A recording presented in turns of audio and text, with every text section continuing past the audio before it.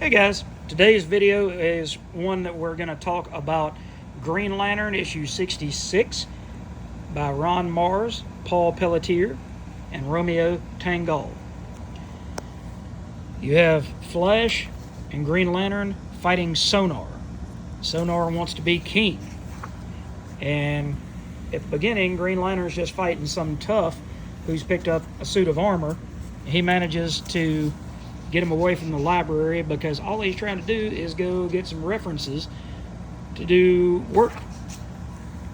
Meanwhile, he runs into this guy in a wheelchair, the guy gets knocked over by the armored fella, and Kyle tries to do something good by letting the guy have a little bit of his power so that he can stand and walk on his legs again. Meanwhile, the Flash is dealing with Sonar over in Keystone City. And Kyle, back home, is meeting Allison. And Allison is a model that lives in the same apartment. She gets Kyle off of his game because he's thinking about Allison. Then he comes home to find flowers from Donna Troy. What I really, really enjoyed about this book, first of all, the artwork. Paul Pelletier is always an excellent artist, and I love seeing what he works on. Kind of like John Paul Leon, you don't always see him on a whole lot of stuff, but when you do, it's always energetic, it's fun, it's kinetic, it's got that sense of motion, that sense of excitement, no matter what's going on. So it was always a great thrill to see him guest pencil back in the day, although to me, Darryl Banks was the whole show, and the reason why a lot of people showed up for Green Lantern at this point.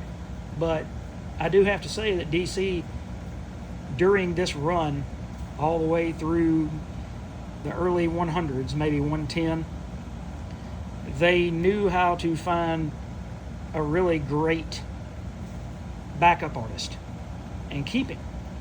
They didn't just have Paul come on for one issue and then disappear for 3 years and then come back and do 2 more issues.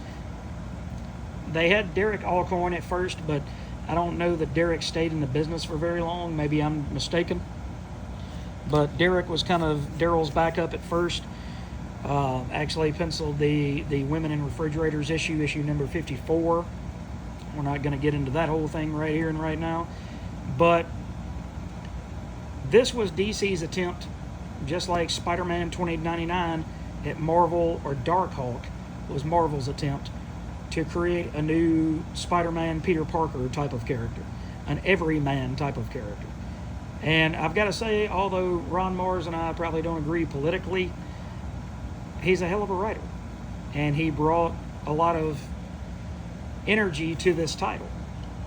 He made you care about these characters. He made them seem real, and they really jumped off the page. That's one reason why Green Lantern is one of my favorite characters at DC, because